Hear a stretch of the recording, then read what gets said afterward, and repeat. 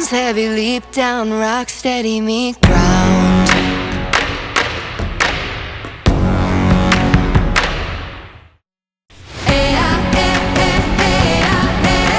The stars they call and the stones give way.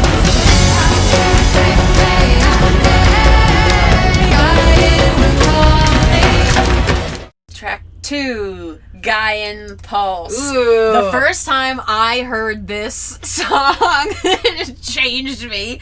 I felt my cells like rearrange and come back together again. I feel like this is the first one you wrote that was like, oh, this is a flagship piece. This kind of, it was definitely one of the earlier written ones, and it sort of set the tone for all of what sämäs embodied. I think it was in like 2021. It was when Billie Eilish's new album had just come out, and there's a song on there called Oxytocin.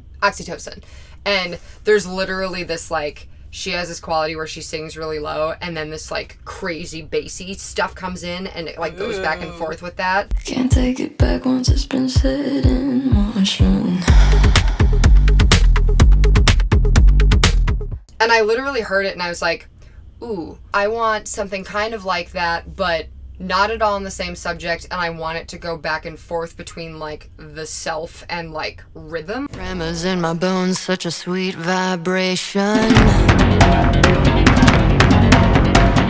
I've always had this kind of, like, interest in how rhythm, like, affects us on a cellular level, so I wanted somehow to do that musically. And that was very much in the talks of when we were first even creating the show sämäs, that we were talking about rhythm as that, having that function. And we even played with a lot of Gaia or Gaian related names for the show, or we even thought, I remember Gaian Pulse was potentially like an album. Like that was floating around. When I was in college, I did a dance piece called One Pulse. It was like a 5-movement piece about these different iterations of rhythm and how, like, it goes from music to the, like, dancer and back and forth and all that stuff. And as a concept, I just liked, like, One Pulse, but then the idea that it came from the earth kind of turned it into Gaian Pulse. Remember, I sent you a video of it. I was, like, just singing on Snapchat. Give me that rhythm, that ancient beating sound. The beat drops heavy, deep down, rock steady, meet ground. Throw down tap moves. I remember being like, this is literally just me singing, but it literally goes from, like, a one voice to, like, the sound of all of space and time happening. And I don't know how to say that. So then when I finally sat down and actually just, like, threw together the idea of it and, like, found, like, the synth underlaying and all of the, like, reverby stuff and all of the, like, vocal calling stuff, I was like, this is the size. Yeah. To move my feet. Older than rain than the ground we trod. Brighter than sunlight and deeper than God. The beat runs heavy deep down. Rock steady, meet ground.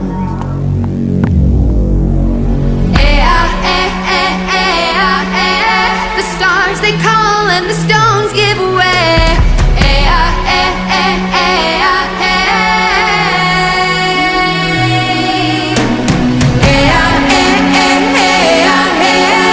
Give me that rhythm, that ancient beating sound. That's probably one of my biggest frustrations in writing music, is I'm like, here's this idea, but in my brain it sounds completely different.